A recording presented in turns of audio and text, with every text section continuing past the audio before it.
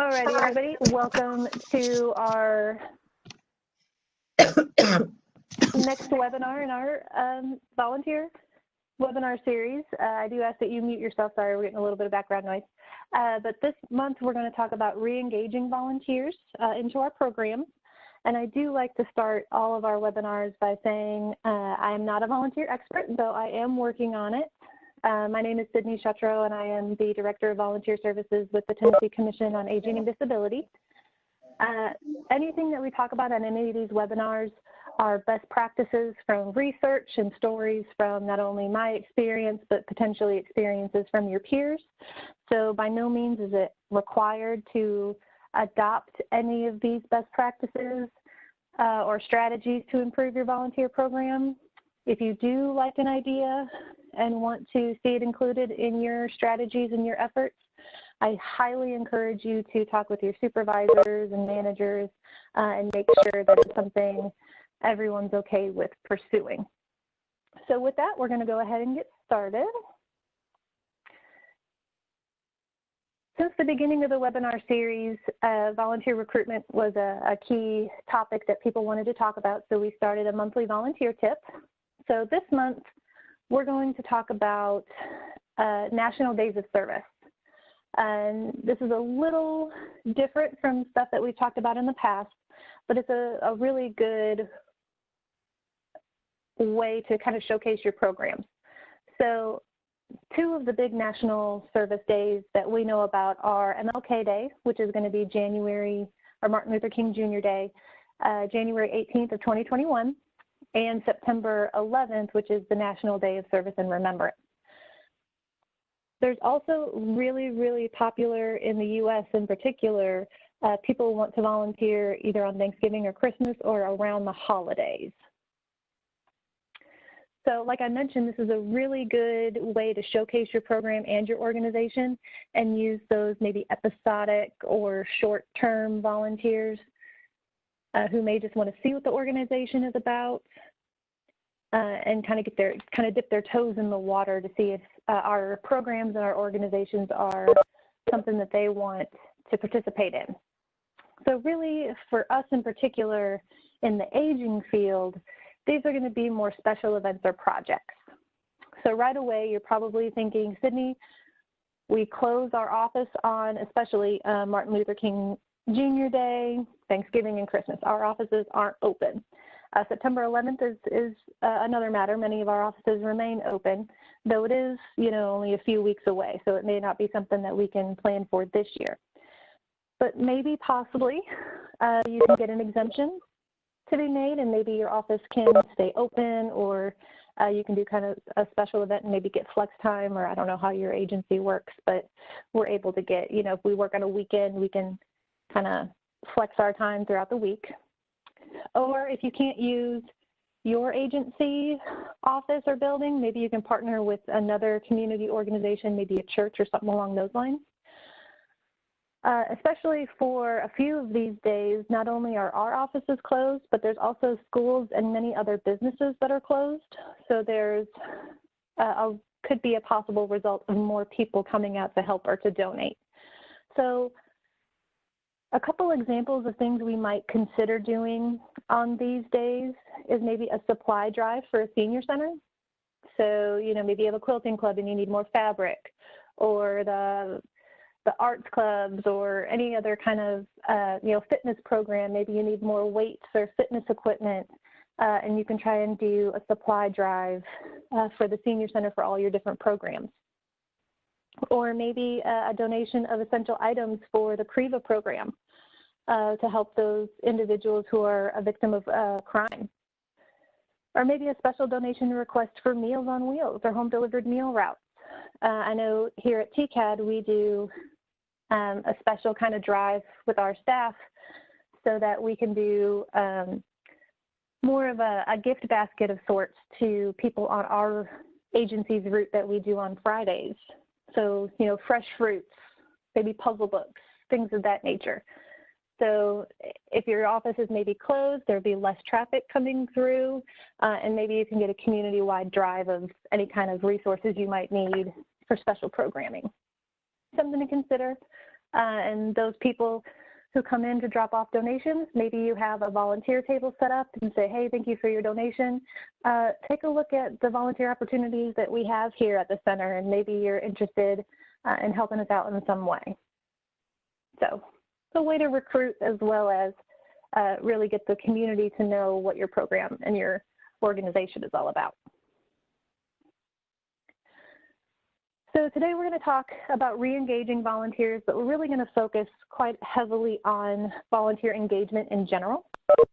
So there's a couple key sources that I want to tell you guys about.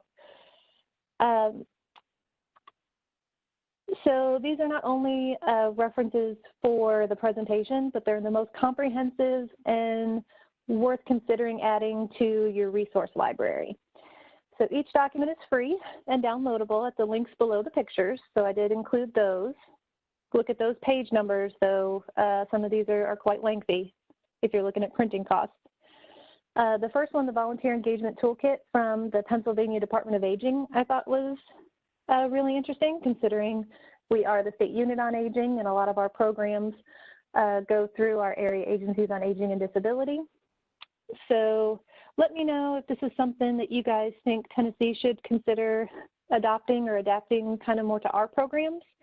So send me a message in the chat box. Let me know if this is something you guys think would be worthwhile for Tennessee to have, and if I should kind of look at exploring maybe putting something together for our state specifically.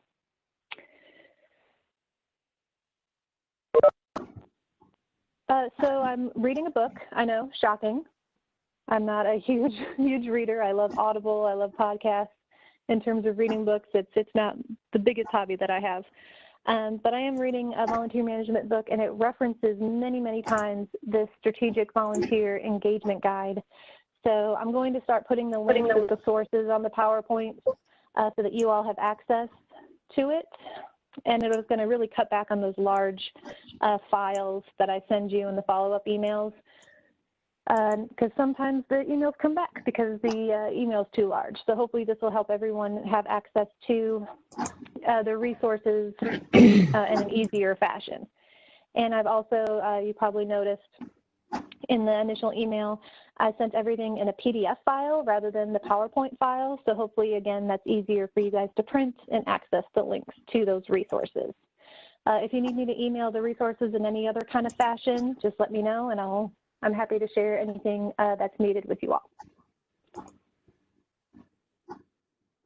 So as we go through the presentation, I want us to look at a couple different target groups.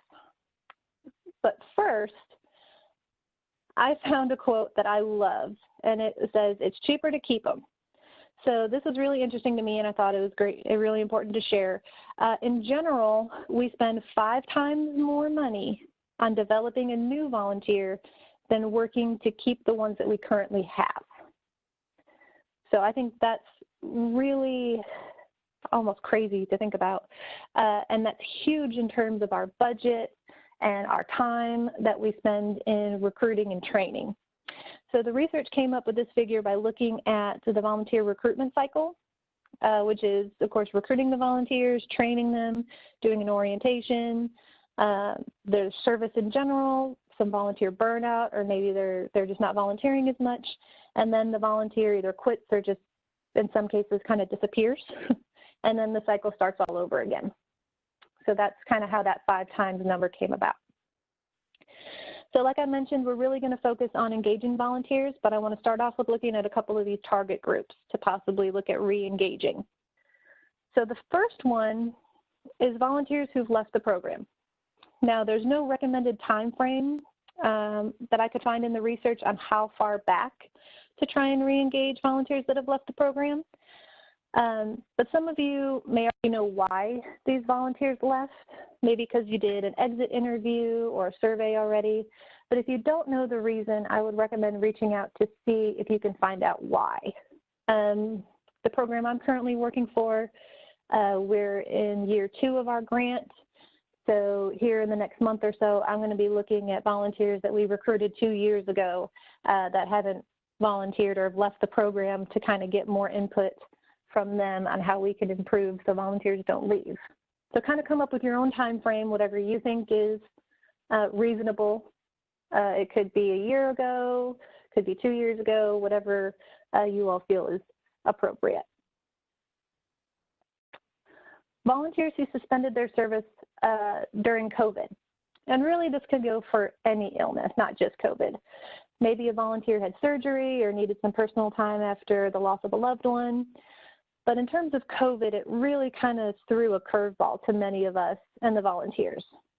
So don't let the volunteers who stayed home for safety reasons feel like they were gone or they've been forgotten. We have a large number of older adult volunteers in our workforce who, for their own safety, decided to suspend their service. Now, notice I didn't say cancel or quit. They just suspended their service. They have the intention, hopefully, to come back and help. So we have all worked extremely, extremely hard these past few months to fill the gaps from those volunteers with new volunteers. But have we thought about when things go back to kind of a quote unquote new normal, how will those volunteers come back? Will you have new assignments for them? Will you have to tell the new volunteers that you don't need them anymore? Maybe this is a good opportunity to build volunteer connections as the veteran volunteers return to meet the new recruited volunteers. So an example I thought of is one of the volunteers who suspended their service coming back for a meal route. So wouldn't it be cool if a veteran volunteer goes up to one of the newly recruited volunteers and says, thank you for taking over my meal route while I was at home staying safe. I really appreciate it. I could stay healthy. How's Miss Smith doing? She was one of my favorite people on the route. And they're really kind of building that connection based on the service that they both are doing. Oh, Miss Smith is great. She always wants to talk. We have a great time. And they can really bond over the service that they're doing for this one particular person or many people on their route. So things to consider while you're planning for the future. And kind of the last group that I thought about, and please type in the chat box any other groups that you guys think we need to focus on to re-engage as well. But another group that I thought about was volunteers who attend training but have done no volunteer activity. So most of us, I'm sure, do an evaluation at the end of our trainings to get the input from volunteers on how we can improve. But do we follow up with the people who attend training but then don't follow through on the activity? I know personally, I may follow up with an email, but that's about it. So maybe the materials were too overwhelming or it was nothing like what they expected. So if we were able to do more than just an email, maybe a phone call or an email saying, hey, can we set up a time, maybe just 10 minutes to talk? This could be a way to either ease a nervous volunteer into the program by partnering them with a veteran volunteer, or if they have a big concern about something, give them more individualized one-on-one training. And that could be either by you or maybe peer-to-peer training, or just getting the feedback on how you can better develop your volunteer role descriptions to set better expectations. We had a comment come in that the ways to engage volunteers who may not have done any activity was at least once a month sending some information to the volunteers that we're all in this together and looking forward to seeing them again. I love that. That's great. So again, these are some categories to think about as we're talking about re-engaging volunteers, but also keep in mind the current volunteers that we have. We don't want to lose them. So not only do we want to re-engage these particular groups, but we want to focus on the volunteers that we have. Again, it's cheaper to keep them. So let's try and keep the people that we have. So let's define volunteer engagement. So I'm not going to read the whole definition to you guys. We're all adults here. But really, it's about that employee-volunteer collaboration. So we're the employees, and we may even have coworkers that also work with volunteers. So it's having that collaboration and that partnership. Meaningful volunteer opportunities, that's going to be key throughout this whole conversation to have a greater influence and outcome for the organization. Perfect. So I found this chart and I am working on changing my vocabulary. So I think this chart of moving from a management kind of mind frame to a culture of volunteer engagement is phenomenal. I love this. Now, there's some things I agree and some things I may not agree with, but kind of almost looking at the volunteer management cycle, the kind of the 7 steps, this seems very employee-employer language in a way, which is one of my little pet peeves. I try and make the volunteer program not sound like their employees coming on for free. So I love, instead of talking about volunteer management, we talk about volunteer engagement, or cultivation and networking instead of recruitment, support instead of supervision, sustainability instead of retention. I do like recognition more than acknowledgement, but we can kind of interchange a few of these. But I think it really helps put us more in an engagement mind frame instead of a management mind frame if we kind of look at trying to adopt a little bit of some new vocabulary. So it's gonna take a little bit of time. I'm definitely gonna forget my new vocabulary, but I'm gonna try to adopt this, and maybe you all will consider trying to adopt some of this new language as well. But what volunteer engagement is not is also key to look at. So we know what volunteer engagement is, and we're going to talk more about strategies, but volunteer engagement is not taking advantage of our volunteers' time and talent. We all want to reach a goal, but instead of standing on the shoulders of our volunteers, maybe taking credit for a lot of the work the volunteers have done, we need to stand equal to our volunteers. It's not just me, the volunteer coordinator or the program coordinator, that reached our goal of serving so many individuals meals or helping so many guardianship clients. It's really all of us working together as a team to achieve our mission. Volunteer engagement is not keeping volunteers out of the loop on communications on what's happening. So I know we've all done a really great job in incorporating our volunteers and letting them know about new policies and things that have come out since COVID started. We are going to require you to wear a mask. We have some PPE for everyone who goes out and does this or that. So making sure volunteers are included on things that are happening. Hey, we have a new executive director. We have a new different staff that come on board. Volunteers need to know about that. Volunteer engagement is not ignoring ideas and input from volunteers. Now, that does not mean that we have to take every idea a volunteer has and implement it, but we need to show them that we are listening to their ideas. We'd love to incorporate it. We may not have the resources right now, or we may not have, we have other priorities that are coming up that we need to focus on, but we need to show them that we're listening, and maybe we can't incorporate their entire idea, but maybe we can do bits and pieces here and there, or maybe they have a way to help incorporate their ideas that may not take as much time on us as we think, but we can't just kind of ignore what the volunteers tell us in terms of suggestions or improvements. It's not creating extra or busy work to keep volunteers busy. I guess there's another way to put that. So making sure that the work relates back to the mission of our organization. And we'll talk a little bit more about that later. But just creating a random assignment that doesn't really have anything to do with what's needed, but you need the volunteers to have something to do for the hour that they said that they were going to come into the office. It goes back to not taking advantage of the volunteer's time. If you don't have anything for the volunteer to do, it's okay to contact that volunteer and say, hey, this week I know you were planning to come in for a couple hours. You did such a great job last week and got everything done. We don't really have anything for you to do. You're welcome to come in, but I don't want you to just kind of sit there and do nothing. So kind of giving them a heads up like that. They would appreciate that way more than having some kind of just little busy work activity to do.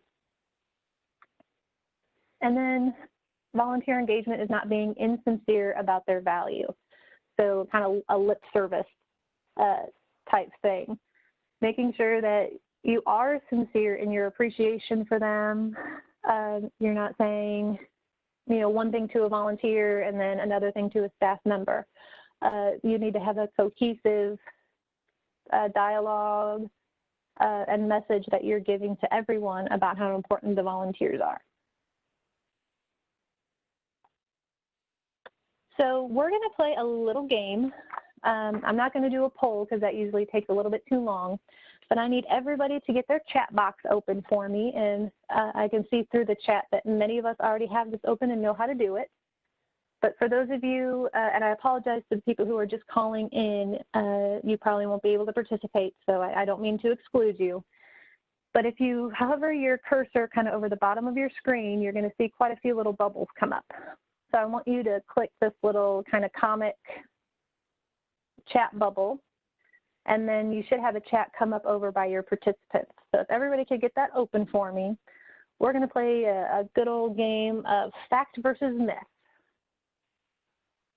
And what I'm going to do is I'm going to put up a statement, and in the chat box, I want you to tell me if it's a fact of volunteer engagement or if it's a myth of volunteer engagement. All right, here we go. Hopefully this isn't too corny. So number one, volunteers are free. I'm going to give you guys about 10 seconds. Type in fact or myth. Okay. Getting quite a few myths. Got a couple facts, one false, true, false, that works as well. Excellent. Look, oh, I love all the comments. Excellent. Great. So this one is a myth. So we discussed in previous webinars that volunteers do have an in-kind monetary value, but more importantly, it costs time and money to create a successful volunteer program.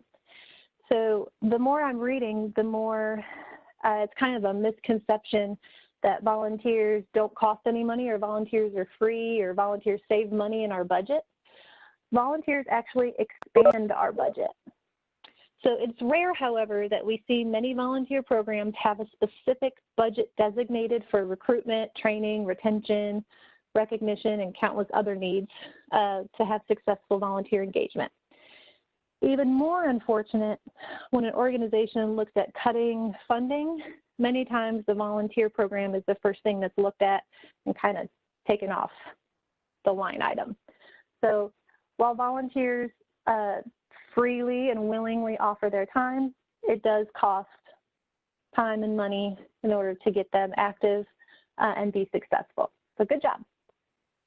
Next one, you can't, quote, invest in voluntary efforts. Fact or myth?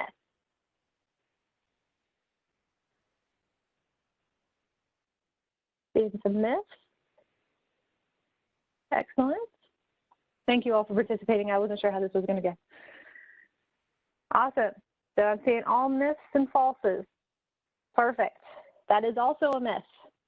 So I worked in an organization where upper management, the director in particular, said it was not right or ethical to spend taxpayer money on volunteer efforts. However, it's vital for the sustainability of our volunteer programs to invest into it, whether that means investing in equipment for the volunteers, making sure they have all of the resources that they need, printing materials if they're going to any kind of event. If we have a budget, maybe our volunteers get reimbursed mileage because they are volunteering their own wear and tear on their vehicles. So it's just a little bit that we can give back to our volunteers. But one of the quotes that I love from the Strategic Volunteer Engagement Guide that I showed you in a couple previous slides is a quote that says, few questions spending money on raising money. Spending money on raising people is just as necessary. So we always hear that it takes money to spend money, or oh my goodness, it takes money to, oh, I had the quote and I didn't write it down and I should have. You guys know where I'm going with this. You have to spend money to make money. There we go. I knew it was going to come to me. But, you know, the same goes in raising people, whether it's your employees or your volunteers. You have to spend that money to raise people as well. It's also an investment of time, which we've talked about. So we took a poll, the first webinar, of the percentage of our jobs that are dedicated to volunteer engagement. And 76% of us said less than 50% of our job is dedicated to volunteers. And it's extremely difficult to invest the time in volunteer engagement when it's less than 50% of our overall responsibility. In fact, most people self-reported that volunteers were less than 20% of their job. So, next one. Maybe, here we go. Volunteers want only what you want. What do we think? Myth or truth? Volunteers want only what you want. I got a myth with an exclamation point. I'm waiting for like the all caps ones. False myth. Okay, everyone thinks myth, and you would be correct. So yes, volunteers are committing their time and possibly even their money to our programs because they believe in our mission just like we do. However, they also want to be able to use their own knowledge, skills, and talents to achieve our mission in ways we may not even have thought of. So they may have a background in administrative tasks. Maybe they were an office manager somewhere, but they've also been on a fundraising committee at their church. So don't ignore those other skills from other sources.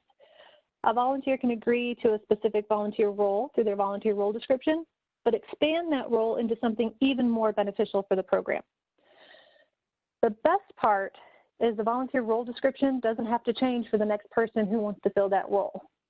So even if a volunteer goes above and beyond, that doesn't mean that that volunteer role description has to change to adapt to everything that that one extraordinary volunteer did.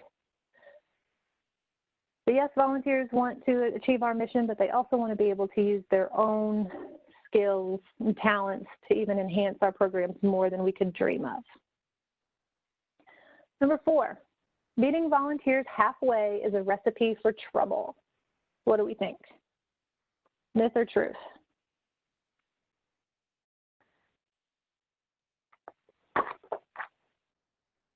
False myth. Another all caps myth. Nice. Yes. Excellent. We got all myths. So this also relates back to when we just talked about how listening to the volunteers' inputs and ideas and using their skills and talents can enhance our efforts rather than hinder them. So the guide in one of the books I'm reading called From the Top Down, The Executive Role in Successful Volunteer Involvement, really touches on a lot of the fears that staff have in not wanting to work with volunteers. So when we meet a volunteer halfway and use their skills and talents, some staff may be nervous to work with the volunteers because, well, they could steal my job. Or what if we have to fire a volunteer because they're not doing things the way we want them to do? Or what if the volunteer is lazy? Or what if there's another different conflict between the staff and volunteers? While it's extremely important to have the discussion about what would happen in those situations, and have a solution for those scenarios, it is not a reason to dismiss the volunteer's input. And we'll touch on this a couple more times in future webinars before the year's over. So meeting them halfway is not a bad thing. Last one,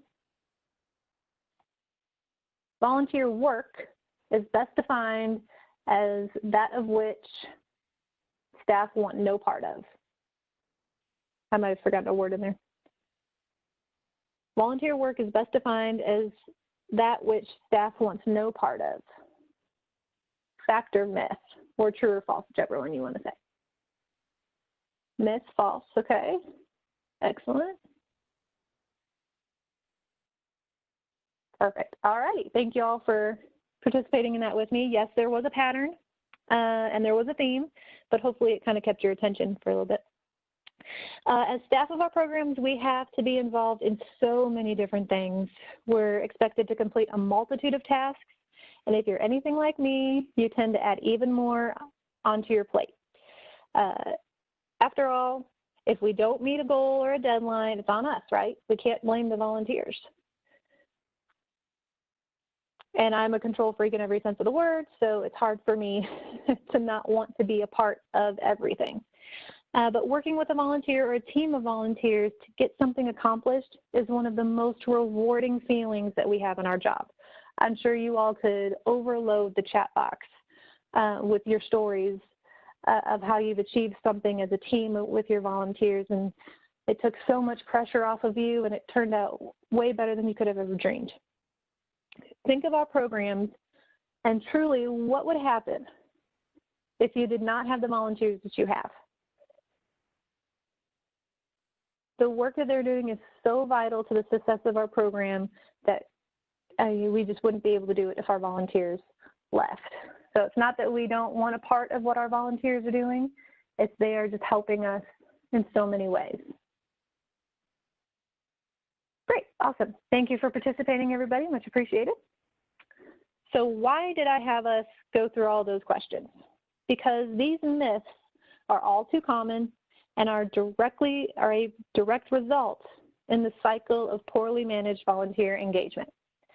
So we can prepare ourselves to debunk all of these myths anytime they're brought up by either a supervisor, director, a board of directors, even funders and donors.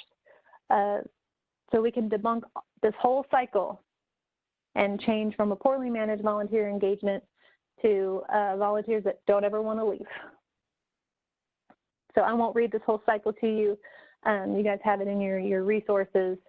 And as you read it, I'm sure you can think of situations where, yeah, I've been in that experience, or thank goodness I'm no longer in that situation.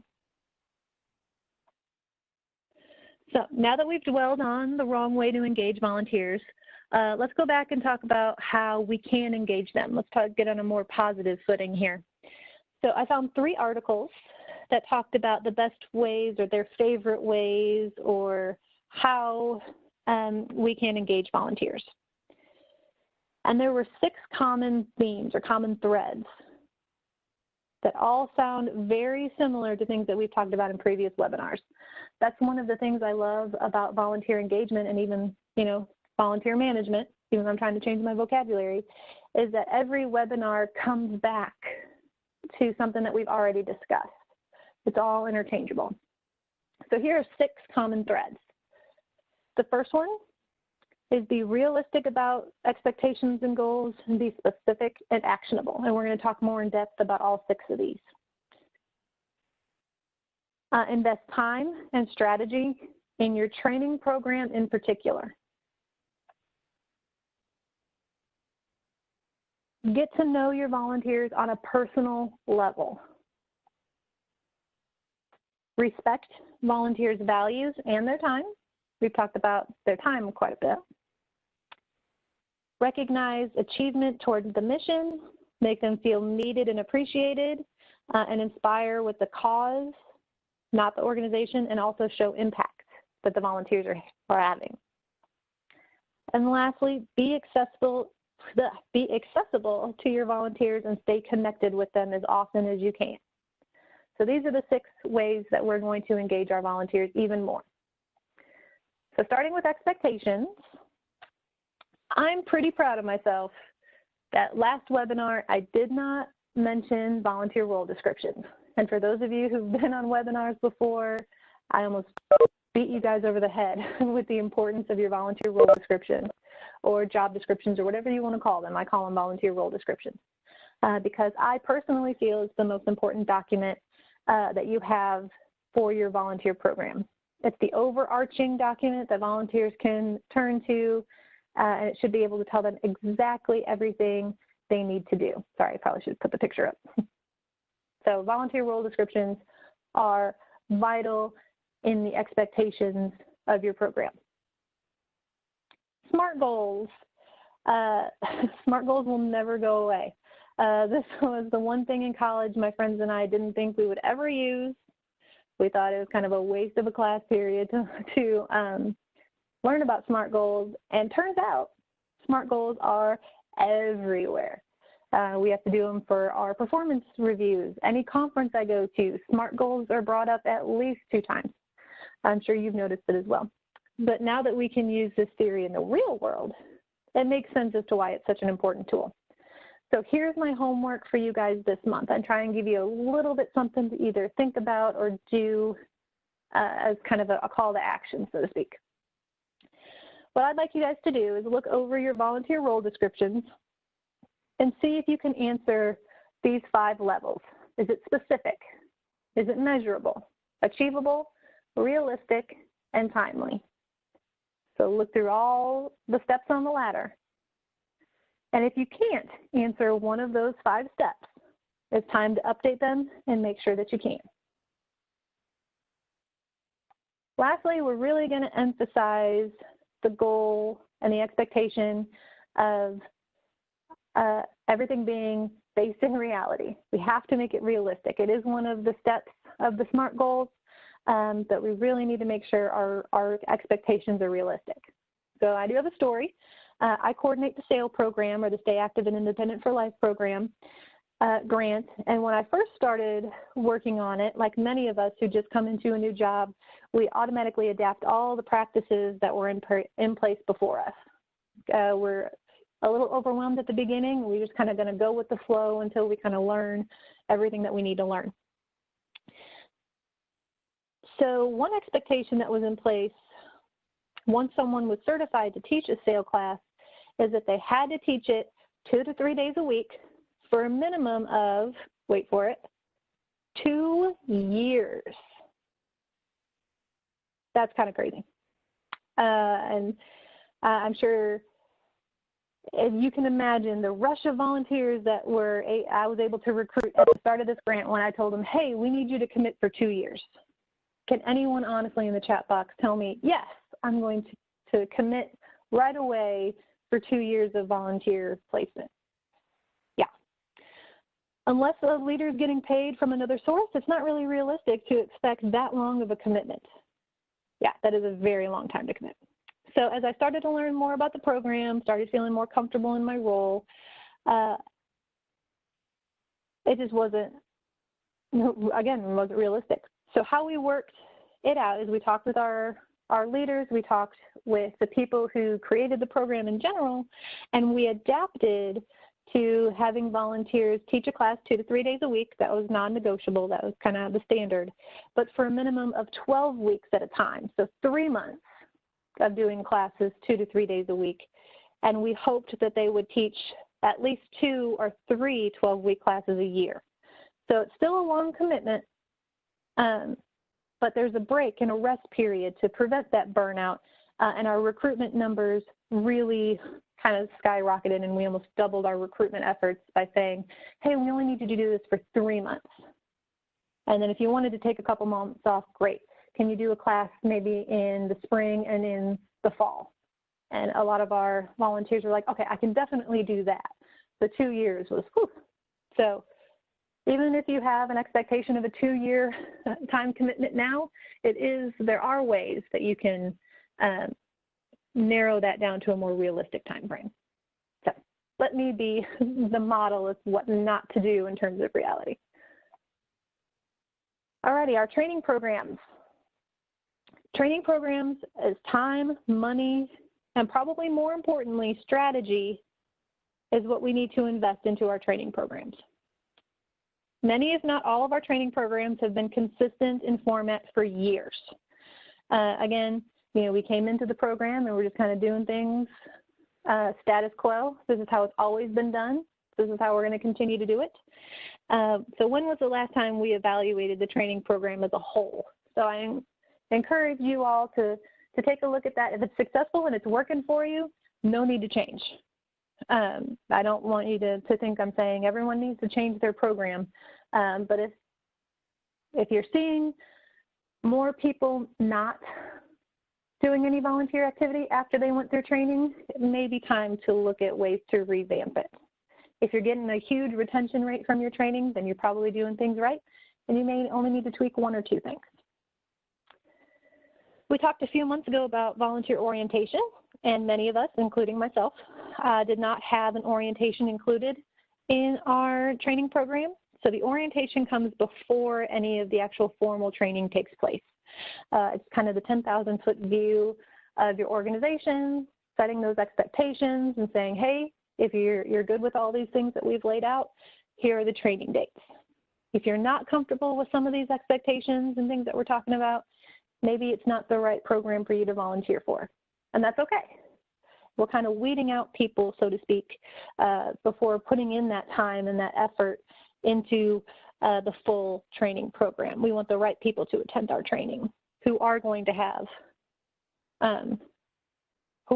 commit to our program in the long, not even long term, but commit to the volunteer needs that we have. Training materials are probably the #1 thing that we can do every year to make our training programs even better. So when I worked with the SHIP SMP program, I was in charge of updating all the training materials every year, and we have a lot of SHIP SMP staff on the webinar with us, and they probably love and hate me for all of the materials that I updated. For example, our volunteer manual for learning the Medicare program, which is what SHIP SMP does, it's a free Medicare counseling service, was over 400 pages. I think it was closer to 500 pages. However, it was the best resource for our volunteers to reference as they were counseling people. But over the years, when I started the program almost 10 years ago, it was kind of a chapter manual, wasn't very thick, a lot of paragraphs, a lot of reading. Then it transformed into kind of a PowerPoint and then some notes. And the last update that I did before I left the program was I made the manual more of an interactive workbook, to where you had the presentation, but instead of just notes that volunteers would read, there were questions they had to answer or little puzzles that they had to do to try and make the presentations, the 2-day training. It's a long, intensive training to learn about the Medicare system, to hopefully make it a little bit more interactive and help both the volunteers and the presenters have a more fun experience learning about Medicare. So do you have the capability to do training videos or maybe create a workbook kind of like SHIP SMP does on your own? Or have all the materials, are they available electronically and in hard copy? I know a lot of people are going paperless. Personally, when I do a training, and this is just me in general, it's hard for me to stare at a computer screen for a long time. So I do like that hard copy. I like being able to take handwritten notes. Do you still have that capacity? Can you record trainings or meetings like we do for this webinar for people who may not be able to attend live or want to reference it in the future? We recently, for the SAIL program, created a resource page for our website.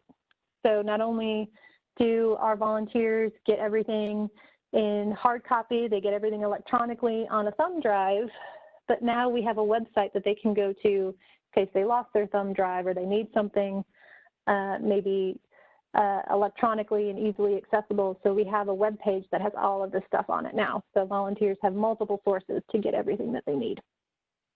So ways to think about improving maybe the materials for your training. And lastly, continuing education is key to helping volunteers stay connected to your program and feel like they're prepared. That's kind of the biggest thing for training, is we want to make sure the volunteers are prepared to perform their responsibilities. This doesn't have to come directly from you either. It can be special presenters, peer-to-peer mentoring, training, maybe shadowing. Think about who engaged a volunteer. Think about if you engaged a volunteer who you feel you could trust for them to present at the orientation or present at a training, and was asked to be a mentor to a new recruit. If that was a volunteer role, that would be one of the highest forms of recognition on the great work that the volunteer does. Volunteers do want more responsibility, and that's a way of showing recognition and appreciation of, you know your stuff. And I really think it would help new volunteers hear from a current volunteer with your experience to help get them involved with the program. Very, very high compliment. I think some of us may do that as well. So getting to know your volunteers.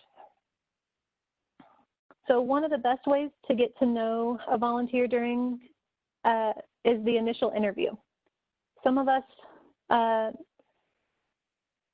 myself included, skip this part of doing kind of a formal initial interview. And we may do it a little bit more informally. Maybe it's just part of the volunteer application where you kind of ask them to check off their skills and availability and things of that nature. But if we were able to set up a time to talk with a volunteer on the phone or even face-to-face, I know everyone has oodles of time, but if we were able to carve out maybe one half day a week to schedule face-to-face conversations or phone conversations with our volunteers, it's a great way to learn their motivation for why they want to volunteer with the program. It's good to do this before someone gets asked to orientation or the training. It's also good to do this for our current volunteers if you have the time, something that maybe could be a volunteer role, and have volunteers connect with one another as well. You'll learn about their background, so you know their own knowledge, skills, and abilities, and what drew them toward wanting to volunteer for a specific volunteer role in our programs. Often this happens kind of after the training, and again, it's probably because time and constraints and things of that nature, but I know personally I need to kind of do the reverse, and I get to know the volunteers after they're trained and more active with the program, when I really need to work on engaging them more on the front end. We had a request from the chat box is they would love to see some examples of programs volunteer applications. So I think that's a great idea, and I can definitely share a couple of the applications that I have on file. But what I'll do in the follow-up email is I'll ask for people to send me their volunteer applications and kind of put it in maybe one document as volunteer application examples and send it out to the group. I think that's a really great suggestion. And I think other people would benefit from that as well. So excellent suggestion. I will definitely work on that for everybody. A lot of this, especially with interviewing and getting to know your volunteers, relates directly to seeing your volunteers as humans. I know that sounds crazy, but having a humanistic approach to getting to know your volunteers. They're coming to you because they want to connect with the organization and our missions, but they also want to connect with you and not feel like they're just the person who comes in and is given a task and then is left until the end of their work shift and maybe not even said goodbye to.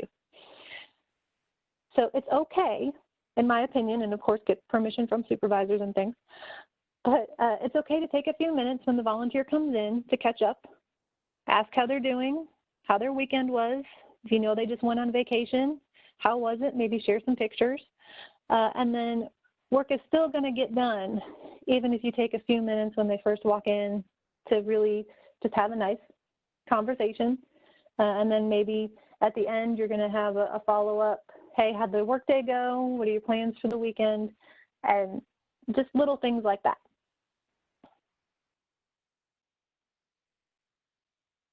Not only do volunteers want to connect with you, but they likely want to connect with others that share their passion for the mission. And a lot of times this is connecting with other volunteers and maybe in some cases some other staff at the organization. So creating a community of volunteers can help with engagement with other volunteers and helping work together to achieve the same goal. Maybe an idea to have a coffee break every morning that you have volunteers come in, if you have multiple volunteers, come in at, say, 10 a.m. for volunteers in the break room or kind of a common area, or maybe a water cooler talk if 10 a.m. is too late to have a cup of coffee. That may be blasphemy to some of us. Coffee's good anytime. But maybe take just a 15-minute break and just have just a conversation. It could be about what you guys are doing that day, or it could just be anything. It doesn't have to be volunteer work related. And so you can also be the one that says, well, you know, I got to get back to finishing my reports or whatever. You guys can have a few more minutes.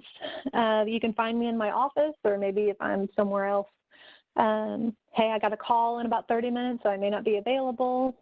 from this time to this time, but if you need me, I'm here, there, or wherever. And I'll come and get a progress report and update before everyone leaves for the day, so I kind of know what the status of the project is. So it's a nice way of saying, hey, I'm going to get back to work.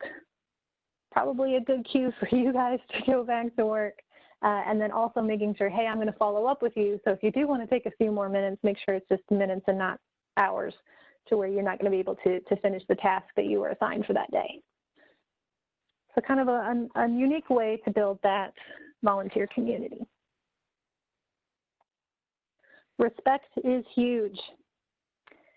And we've talked many times about respecting volunteers' time.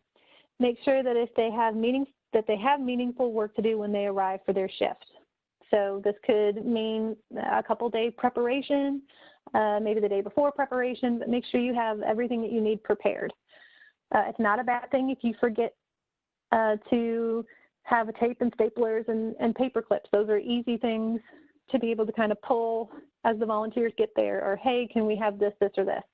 That's fine. But if you want them to, say, stuff envelopes and you haven't made all the copies, and oh, you know, we have 200 copies to make, that's going to take about 15 minutes, and then I got to print this and that, and just, you know, make sure you have the things ready for the volunteers. And yes, stuffing envelopes, filing paperwork, entering data is meaningful work. How it's going to be more meaningful to the volunteers is you make sure that it's related to the importance of the program.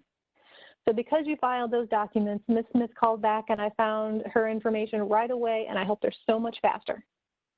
The data you entered last week was analyzed, and we've increased our number of people that we served by 25% from last year. We had the biggest turnout of people for the fundraiser and raised the most money we ever have at the event because you stuffed those envelopes of invitations and mailed them out for us. So there are ways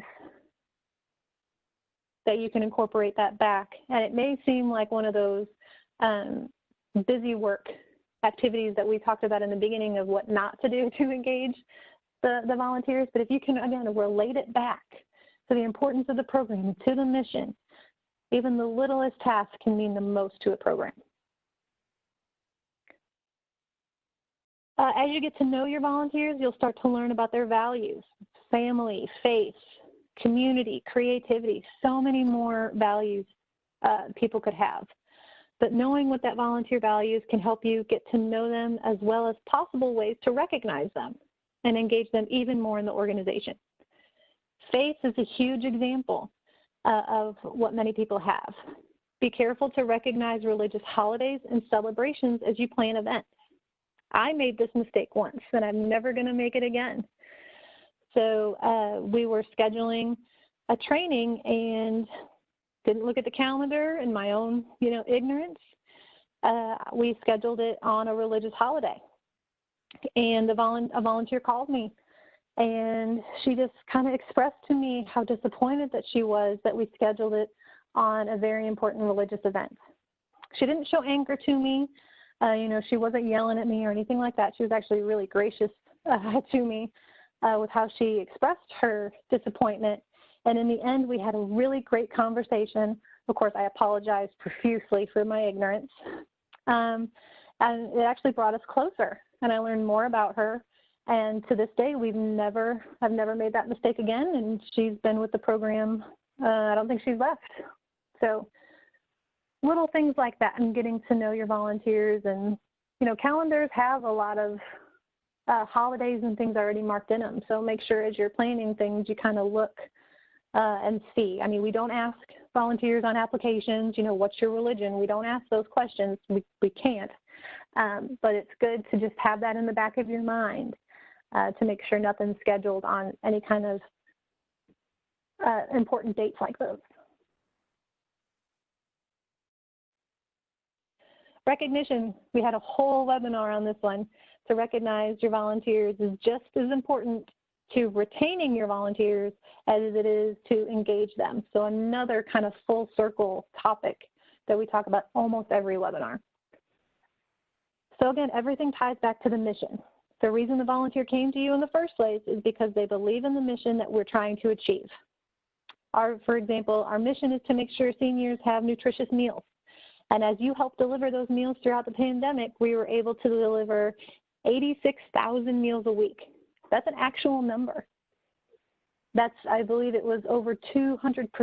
So we almost tripled or doubled at least the number of meals that we were able to provide in the beginning stages or kind of at the peak of the pandemic. So that's huge. We always talk about the impact. And I remember the Johnson County Senior Center has an amazing volunteer impact video on their Facebook page. Keita Cole gave us the template that I shared with everyone, how she was able to kind of put the volunteer impact into just a really colorful kind of one-pager. And there's so many more other examples of that. So it's extremely important to every volunteer.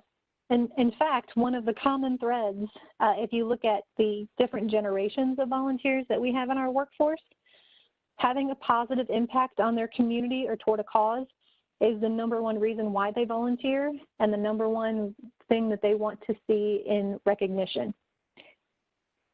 So it may not be easy, but we can find a way to not only show the impact of all volunteers that have across the state or maybe in our county, but is it possible for us to drill down the data so each volunteer knows their individual impact and how they're making a world of difference?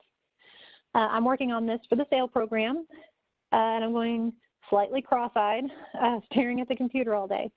But I'm hoping by the end, I'll be able to send a letter to every leader and tell them how many hours that they contributed, not telling them the monetary value. That's not important in my mind to share with the volunteer. But because of those hours, I'm going to be able to let them know that they reduced so many numbers of older adults' risk of falling, so how many older adults they've impacted through their class, and how they've helped those older adults achieve so many numbers of volunteer exercises. And based on the surveys that we do, I can tell them the percentage of participants that they have in their class that they've helped feel stronger, fitter, more confident, and less afraid of falling. Those are huge impacts that I can drill down to a personal volunteer level and let them know, and hopefully it's going to engage them to continue to do their classes and make them feel inspired to continue to volunteer for the program for an extended period of time. So ultimately, recognizing all of our amazing volunteer efforts will hopefully inspire them to continue to work for the program longer. We all know there's so much more work to be done, and we know as we engage more people through our efforts, maybe we'll find the magic bullet that we're searching for every day to help impact more of the clients that we serve. So recognition can also result in inspiration. I know it's inspired me through all the amazing stories that you all have shared with me. Staying connected is our 6th common thread. So it's important that you are available to your volunteers. Now, this doesn't mean that you have to answer the phone at midnight or never take another vacation. But when you know volunteers are, for example, going out to deliver a meal or teaching a class or attending an event or making phone calls, and they have questions or something happens, they need to be able to contact you immediately. And I'll tell a story that's really not my story to tell, but it's an amazing volunteer story from the upper East Tennessee region in the First Tennessee area, where a volunteer was delivering a meal to a client, noticed the client wasn't coming to the door, was just really nervous, and I'm paraphrasing, very Reader's Digest version of this story. The volunteer ultimately got nervous that the older adult he was giving the meal to, something may have happened. So he calls his boss calls the Area Agency on Aging and Disability, and everyone was available for those initial calls. They were able to do, the police were called, they did a home safety check, and that volunteer could have very well saved this older adult's life because it turned out, he had been in a rough situation, had to go to the hospital and things of that nature. So that's scary in a way, but it's really a great way of showing not only the volunteer having the wherewithal to notice things and didn't just, deliver a meal and leave. And everyone that he needed to be in contact with was available, and they were able to help that gentleman so quickly. There's stories, there's links to stories for more details on that. If you're interested, take a look at the First Tennessee Area Agency on Aging and Disabilities Facebook page. They did a really great honor to him and everything like that. Letting volunteers know when you're not available is also important. So if you know you're going to be away, maybe on vacation or a conference, try and give the volunteers a heads up in advance and let them know that they can contact someone else in your absence for questions or if something happens. And of course, there are also times that you don't know you're going to be away, like if you're sick or you're called into an emergency meeting, and that's understandable. But if you have those kind of planned absences, so to speak, reach out to the volunteers and let them know as soon as you can. So that way, in case something happens while you're away, the volunteer's not kind of in limbo and a really important question needs to be answered, but they're not going to get that answer until you get back. So something to consider there. And lastly, provide multiple ways for the volunteers to contact you. Our office numbers and our email are probably the most common communication methods that we give our volunteers. If we're lucky enough, some of us may have a work cell phone that we can give out that we have kind of more regularly. Personally, I've given out my cell phone, my personal cell phone, to many volunteers. This doesn't mean that you have to by any means. If you're not comfortable, do not do it. But I will let you know that I set boundaries with the volunteers before I give them my number. So they know my workday ends at 5 p.m. So if they call me after 5 p.m., I may not pick up. It's not me being disrespectful to them. It's just me, being at home, not being at work. Even though I am a workaholic, I do stop at some point during the day. They can text me as well.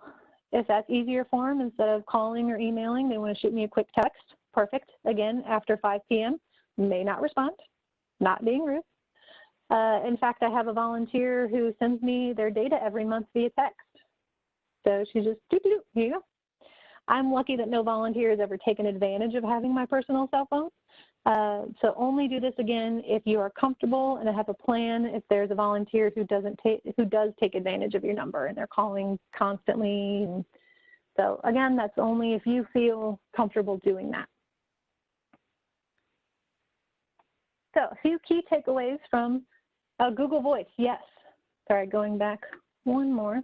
In order to stay connected, I've heard about Google Voice. I'm not 100% sure how it works, but I believe it's a way that kind of Google screens to your personal cell phone so no one actually gets your cell phone number. Samantha, if you wouldn't mind sending me, a link or some information about Google Voice, I can include that in the follow-up as well, in case anyone's interested. So I appreciate that resource. See, I don't have resources. You all have amazing resources to share as well. I love it. All right, so key takeaways for today. So I hope as we went through the webinar and the ways to engage your current volunteers, but you also kept in the back of your mind those 3 target groups that we described at the beginning to who we want to re-engage. So maybe you decided it was better to focus on your current volunteers and not necessarily your past volunteers right now, and that's okay. Volunteers will always come and go, but now maybe you can develop a better plan or strategy to re-engage previous volunteers in the future. How did I do on my new vocabulary during the presentation? I'm kind of trying to shift to a new mindset again. I was probably a little bit shaky. I'm definitely going to print out that chart of changing from a management mind frame to a volunteer engagement mind frame, print out that chart, put it in my home and work office.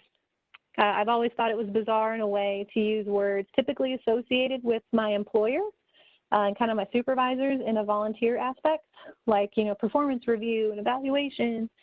I think this new culture of volunteer engagement wording is going to help me not feel as much as the employee-employer relationship with a volunteer.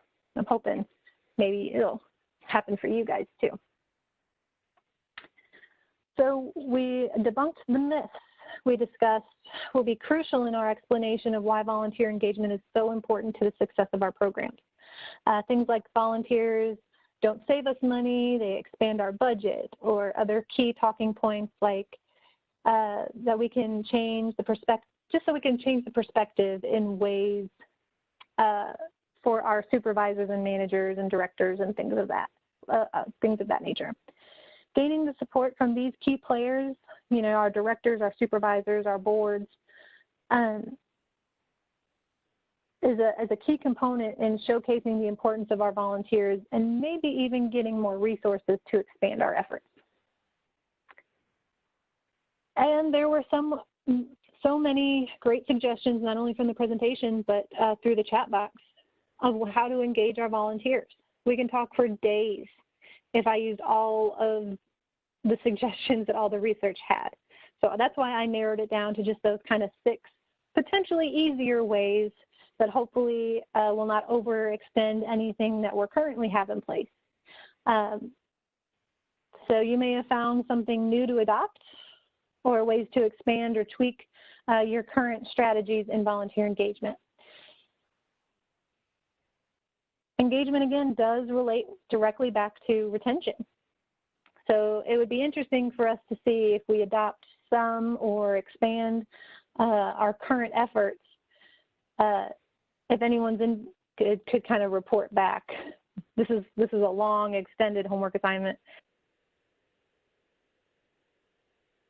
We've implemented some of these things and how our retention rates look in, say, 2022. So something to consider. So that's all for the presentation. I do have a few updates, so feel free to type in questions that you have or comments from what we talked about in volunteer engagement, but I do want to give you guys a few updates from a program data collection standpoint. So we've increased our volunteer numbers even more. We're up to almost 2,600 volunteers across all of our programs. And we're at over almost 78,000 hours of activity have been recorded. That's $1.9 million of in-kind contributions. So what I've never done, and what I can hopefully do in the future, is I've never really broken down by programs that have reported and kind of shown you guys. So how we're getting these numbers is by self-reporting.